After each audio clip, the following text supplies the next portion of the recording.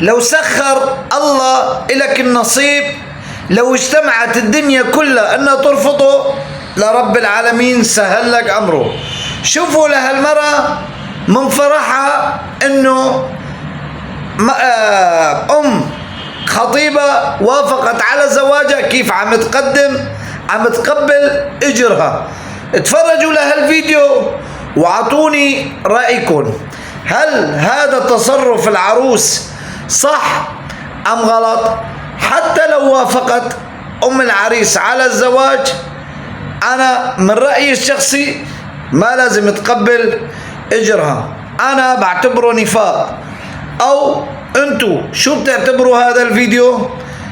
كفوا الفيديو للاخر وفرجوني بالكومنت، اعطوني اراءكم بكل احترام، لان المرأة تنحط على الراس، ما بتبوس اجرين.